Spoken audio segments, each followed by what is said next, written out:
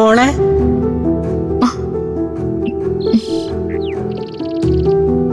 മോളെന്താ ഇവിടെ ഒറ്റയ്ക്ക് വന്ന് നിൽക്കുന്നേ? ഈ ഡ്രസ്സൊക്കെ മാറാത്ത എന്താ? എന്താ മോളെ? ഒന്നല്ല മുത്തശ്ശി. അങ്ങനെ പറഞ്ഞാൽ ഞാൻ വിശ്വസിക്കൂല. പെൺകുട്ടികളെ ഞാനും വളർത്തിയതല്ലേ, എനിക്കറിയില്ലേ അവരുടെ മനസ്സ്. അവിടെ ഒരാളെ കേറി പറ്റിയാ പിന്നെ ഇറക്കി വിടാൻ വലിയ പ്രയാസാ. അല്ല, ചില നല്ല ആൺകുട്ടികളുടെ കാര്യം അങ്ങനെ തന്നെയാ. ഇപ്പൊ തന്നെ കണ്ടില്ലേ നമ്മുടെ ആദിമോന്റെ കാര്യം? നിന്നെ സ്വന്തമാക്കാൻ വേണ്ടി അവൻ എന്തെല്ലാം സാഹസങ്ങളാ കാണിച്ച്. അവനാണോ മോളെ സ്നേഹിച്ചേ അതോ മോളാണോ അവനെ സ്നേഹിച്ചെന്നൊന്നും മുത്തശ്ശിക്ക് അറിയില്ല.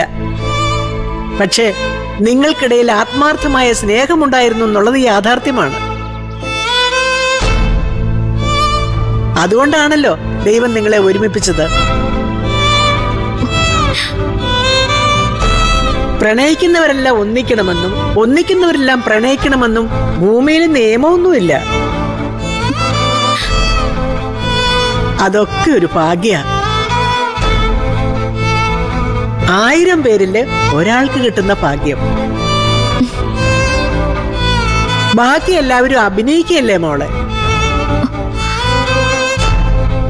വേറെ വഴിയില്ലാത്തതുകൊണ്ട്, സമൂഹത്തെ ഭയക്കുന്നതുകൊണ്ട്, മക്കളെ ഓർക്കുന്നതുകൊണ്ട്, കുടുംബ കോടതി കയറി നിൽക്കാൻ നാണക്കേടായതുകൊണ്ട്. ഈ വിവാഹം വേണമെന്ന് പലരും എന്നോട് ചോദിച്ചു. കണക്കും കാരണങ്ങളും പറഞ്ഞ് അവരെല്ലാവരും എന്നെ ഒറ്റപ്പെടുത്തി. ജ്യോത്സ്യവിധി പോലും പ്രതികൂലമായിരുന്നു. എന്നിട്ടും ഞാൻ എന്തിനാ ഈ കല്യാണം നടത്താൻ അരയും തലയും മുറുക്കി ഇറങ്ങിയെന്ന് മോൾക്കറിയാമോ? മോളുടെ സ്വത്തോ മുതലോ സൗന്ദര്യോ ഒന്നും കണ്ടിട്ടല്ല. നിങ്ങൾ ഒരുമിച്ച് ഒളിച്ചോടിയത് അന്ധമായ പ്രണയം കൊണ്ടാണെന്ന് ഇപ്പോഴും ഞാൻ വിശ്വസിക്കുന്നില്ല.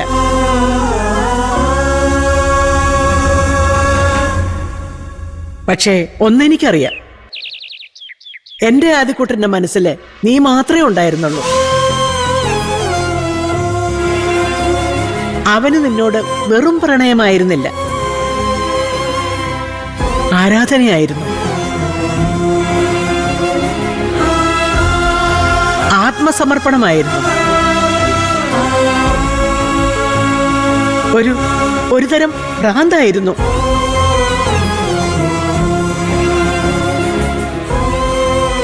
നീ അത് തിരിച്ചറിഞ്ഞിട്ടുണ്ടോന്ന് എനിക്കറിയില്ല. പക്ഷേ ഞാൻ അറിഞ്ഞു. എന്റെ കുഞ്ഞിന്റെ ഓരോ ചലനങ്ങളും ഞാൻ അറിഞ്ഞു. അവന്റെ ശ്വാസനാളത്തിൽ പോലും നീയായിരുന്നു. അവൻ ഉറങ്ങിയതും ഉണർന്നതും നിനക്ക് വേണ്ടിയായിരുന്നു. എന്താ മോൾക്ക് സംശയമുണ്ടോ?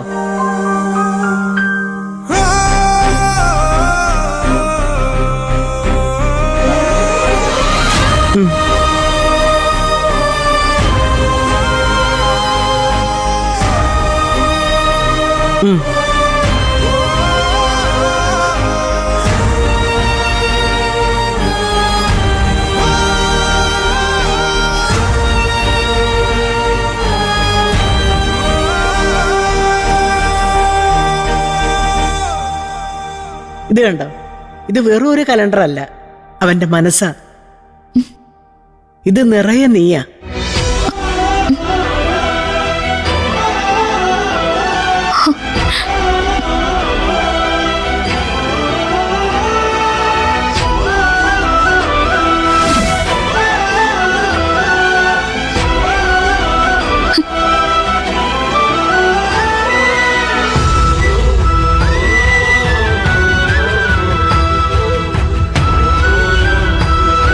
നിങ്ങൾ രണ്ടുപേരും എന്നോട് ഒന്നും പറഞ്ഞിട്ടില്ലെങ്കിലും നീ അവനോടൊപ്പം ഈ മുറിയിൽ ഒരുപാട് ദിവസം ഉണ്ടായിരുന്നു മുത്തശ്ശിക്കറിയാം. നിങ്ങൾ പോയ ശേഷം അല്ല ഞാനിത് മനസ്സിലാക്കിയത്. നീ ഇവിടെ ഉള്ളപ്പോഴും എനിക്കതറിയായിരുന്നു. അന്ന് നിങ്ങൾ ഒരുമിച്ചിരുന്ന് ആഹാരം കഴിച്ചിട്ട് പാത്രം എടുത്ത് മാറ്റാൻ മറന്നുപോയത് ഓർമ്മയില്ലേ?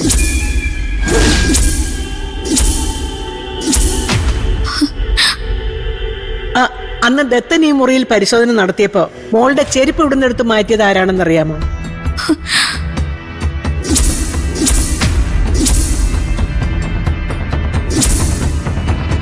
അതെല്ലാം ഞാനാ മോളെ ചെയ്തത്.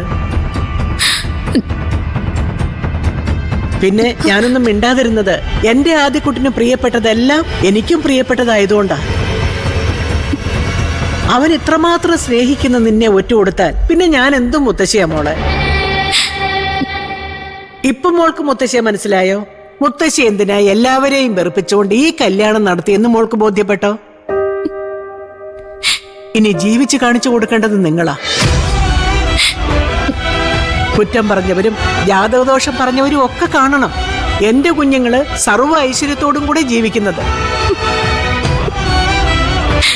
മുത്തശ്ശിക്ക് വേണ്ടി നിങ്ങൾ ചെയ്തു തരേണ്ട ഏക പ്രത്യുപകാരം അത് മാത്രം.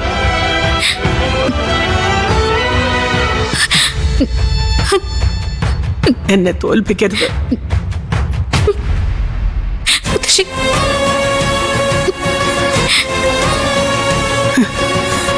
ചെമ്പകശ്ശേരിയിലെ ജയശങ്കനി അമ്മ പടവെട്ടിയ മുഴുവൻ യുദ്ധങ്ങളും വിജയിച്ചുവെന്ന് മറ്റുള്ളവര് പറയുന്നത് അന്തസ്സോടെ കേട്ടിട്ട് വേണം എനിക്ക് ഈ ഭൂമി വിട്ടു പോകാൻ.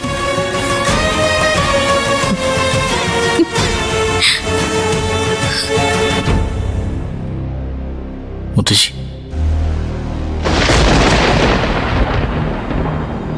ഒന്നും മിണ്ടാതെ കണ്ണിൽ കണ്ണേകി കാലം തന്നോ മായുന്നു.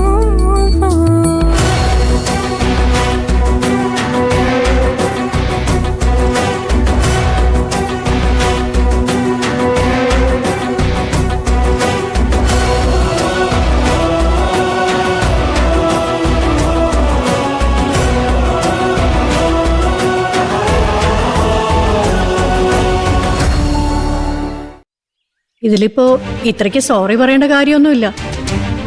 എനിക്കറിയില്ലേ കാര്യങ്ങളൊക്കെ. ഇനി അഥവാ നിങ്ങൾ കല്യാണം വിളിച്ചാലും സ്വാമിയേട്ടൻ എന്നെ വിടുമെന്ന് തോന്നുന്നുണ്ടോ?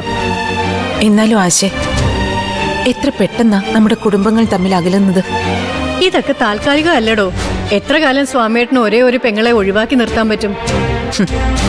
അത് സ്വാമിയേട്ടനെ ആശയ്ക്ക് നന്നായി അറിയാത്തതുകൊണ്ടാ. ആനയേക്കാൾ പകയുണ്ട് എന്റെ ഏട്ടന്. വെറുത്താ വെറുത്തതാ.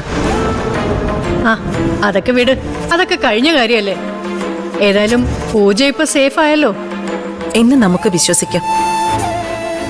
പക്ഷേ എല്ലാം അറിയാവുന്ന നമുക്ക് അങ്ങനെ സമാധാനത്തോടെ ജീവിക്കാനും പറ്റില്ലല്ലോ. ഒരു കുഴപ്പം ഉണ്ടാവില്ലടോ. ആദ്യത്തിനെ പോലൊരു പയ്യനെ കിട്ടിയത് അവളുടെ ഭാഗ്യ.